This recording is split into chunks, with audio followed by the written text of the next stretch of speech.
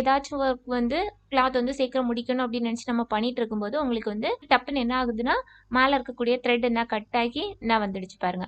So இந்த மாதிரி நமக்கு வந்து த்ரெட் கட் ஆகும்போது நமக்கு என்ன ஆகும்னா இரிட்டேட் ஆகும். நம்மளோட ஸ்பீடாக நம்மளால என்ன பண்ண முடியாதுன்னா ஸ்டிச் பண்ண முடியாது. ஸோ இந்த மாதிரியான ப்ராப்ளம்ஸ் எல்லாம் வருது அப்படின்னா நீங்களே என்ன பண்ணிக்கலாம்னா உங்களோட மிஷினை வந்து நீங்களே சரி பண்ணிக்கலாம். ஸோ அதுக்கான டிப்ஸ் தான் நான் இப்போ கொடுக்க போறேன். இப்போ நம்ம ஃபர்ஸ்ட் டிப்ஸ் பார்க்கலாம்.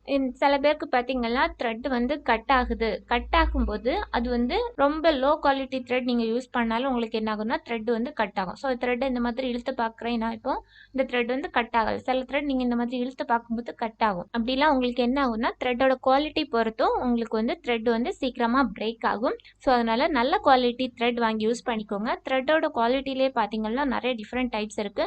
வர்தாமன் இருக்கு, ரெக்லாக்ஸ் இருக்கு, தென் குயின் இருக்கு, இப்படி நிறைய டிஃப்ரெண்ட் பிராண்ட்ஸ் இருக்கு. உங்களுக்கு எந்த பிராண்ட் வந்து பழகிடுச்சோ, ஸோ எந்த பிராண்ட் நீங்கள் யூஸ் பண்ணும்போது உங்களுக்கு நல்லா த்ரெட் கட் ஆகாமல் வருதோ அந்த பிராண்ட் நீங்கள் வந்து ரெகுலராக ஃபாலோ பண்ணிக்கோங்க. ஸோ இதுவும் ஒரு ரீசன், நமக்கு வந்து த்ரெட் கட் ஆகுறதுக்காக நம்மளோட த்ரெட் ஆல்சோ ஒரு ரீசனாக இருக்கும்.